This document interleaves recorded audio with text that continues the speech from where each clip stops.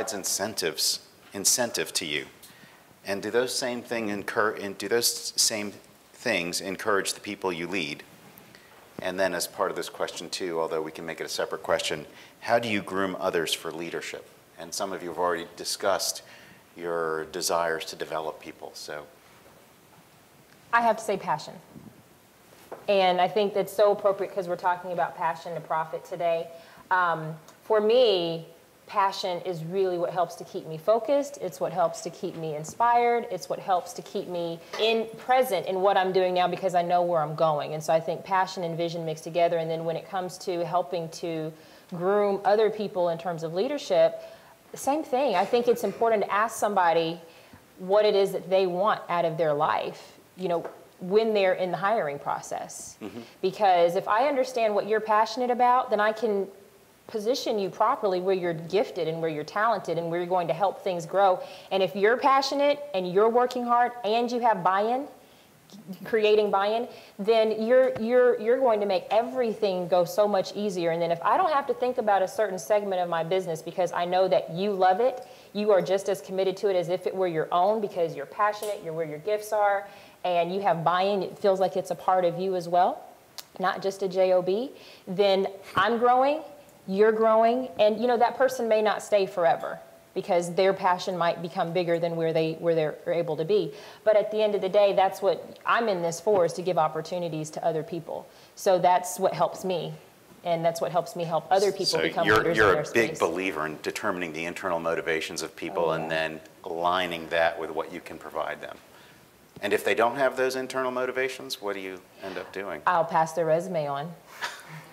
I mean, I think everybody has it, but I don't have the time, especially as a small business, to, one, I can't do your job for you, and I can't make you passionate about something. Mm-hmm. I can help you find what it is and help you understand and get through some insecurities, but I don't have the time as a small business owner to be a cheerleader all the time because, you know, if my name is on it, then I expect it to be excellent.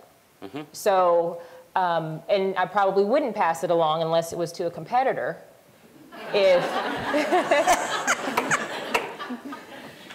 I'm really impressed with the amount of sneakiness that's on you. The comment for all those in the back is you can't teach passion. You can teach skills, you can't teach passion. Mm-hmm. Thanks. Well, let me go second. And what motivates me? Money. Why did I start a business?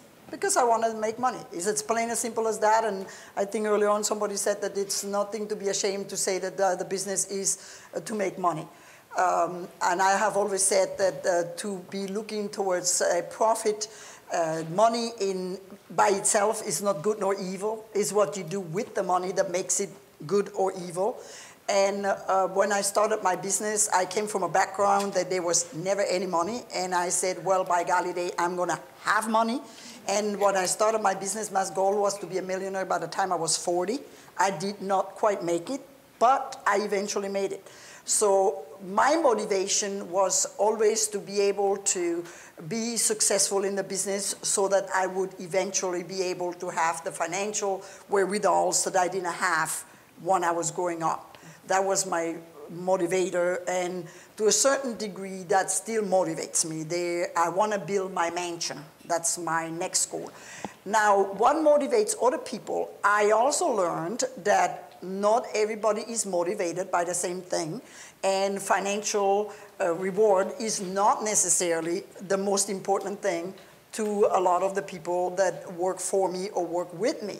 And you have to be very cognizant of that, and you need to realize what is really important to people. And it is amazing that for some people, it is something very small, very simple that will get them motivated, such as a job well done.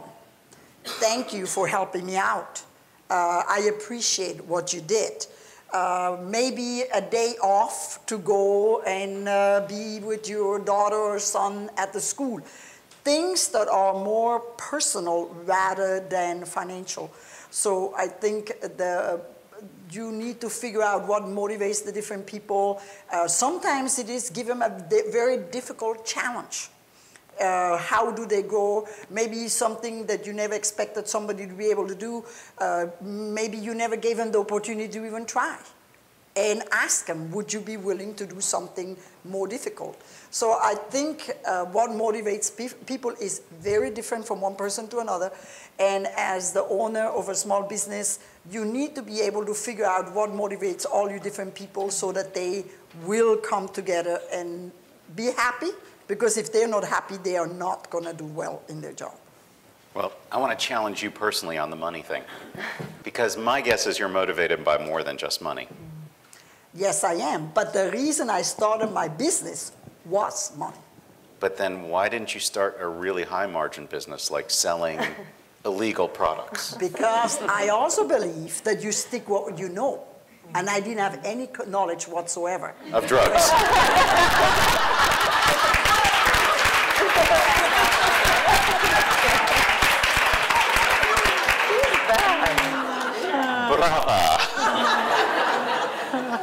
As a matter of fact, I many times thought that if I would have gone into high tech at the time that I went into construction, I'd probably be worth a lot more millions.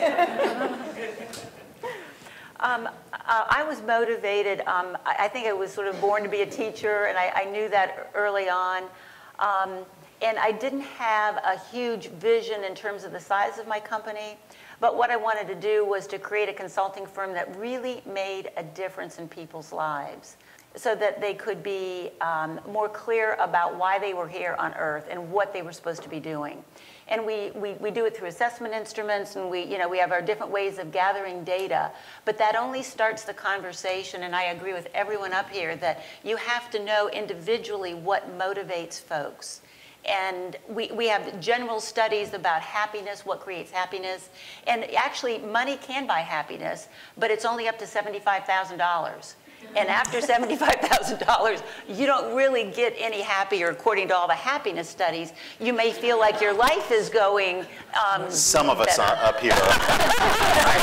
We're what we call outliers in statistics. Yes, that's right.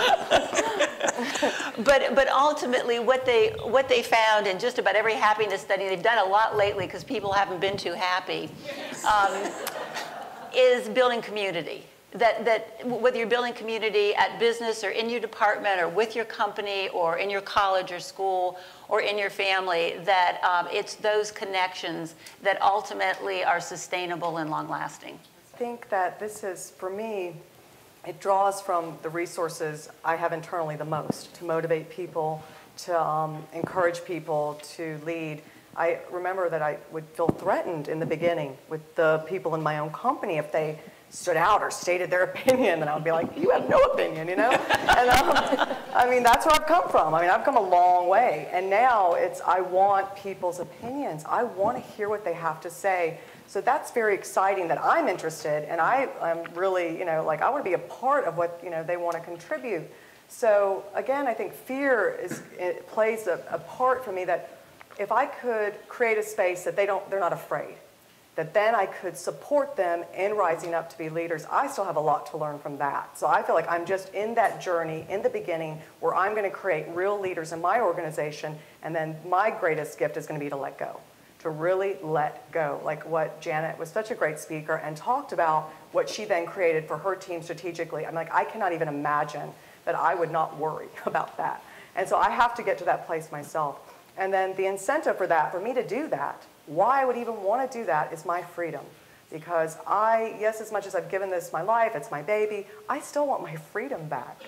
I want to be able to choose again whatever interest I may have, if I want to start something else or whatever it is. I'm finally with someone I really like, I want to spend time with him, so I actually want to have a good time in life. So that takes the willingness for me to let go so that I can have my freedom. Sometimes someone would speak up or say something, or they would start to do really well, and there was maybe an intimidation factor. That was so honest, and I'm so glad that you said that, because I think we are, the reason I chose to write Skirts in the Boardroom was because when I was on The Apprentice, the women's team did not get along.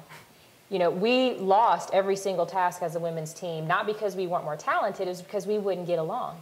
And if you showed up on one day, nice suit, looked nice, well-spoken, and you were smart, and you were talented, and you were doing well, you weren't an asset to the team. Now you were a target. And I see so many heads nodding because I think we have all experienced that in the workspace. And I think that leadership is not, the worst thing that a woman can do is to compare herself to another woman, because it always results in something negative, whether it's jealousy or conceit or intimidation. But I think that you saying that was very honest. I know we all experience it, but the question is, what do we do when we must recognize that that's what we're experiencing, so that we don't retaliate and hate on others. And then, because I think that's where we have a lot of brokenness as women in the workplace, is from how women treat other women. I'm just being honest. But really, I have a big advantage because I really, in my business, I don't deal a whole lot with women. And it is true. I mean, women have a tendency to tear each other down. And I think that's one thing that we all need to really, really start being very conscientious of it. Before I started being in construction, I worked in a laboratory at a hospital where we were all women.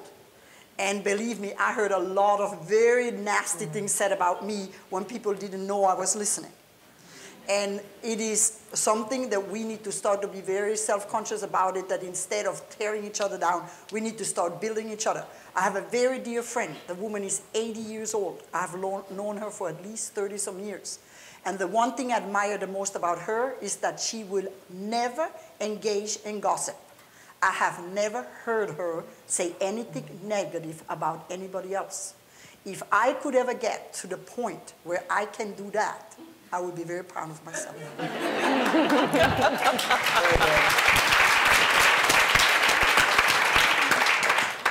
Then you only have to get to the next point, which is not to listen to that gossip anymore.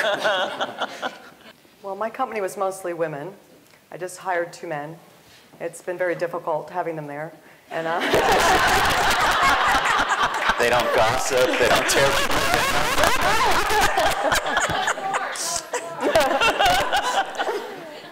Well, it's been good for us, because we are, we're very emotional creatures, and I had no idea how much was happening in my office. It's emoting that was going on, and it's brought some balance, which we needed. But, and I have close to 500 women in China that work, for my organization. And I work in a women's industry where we sell mostly, sometimes to men, but a lot to women. We're always thinking about, what do women want? And I don't have one thing other than that women are going to become more in the workplace in the next 10 years. The internet is more geared to relational information. Women are the drivers the next 10 years. Do not limit yourself that you're a woman.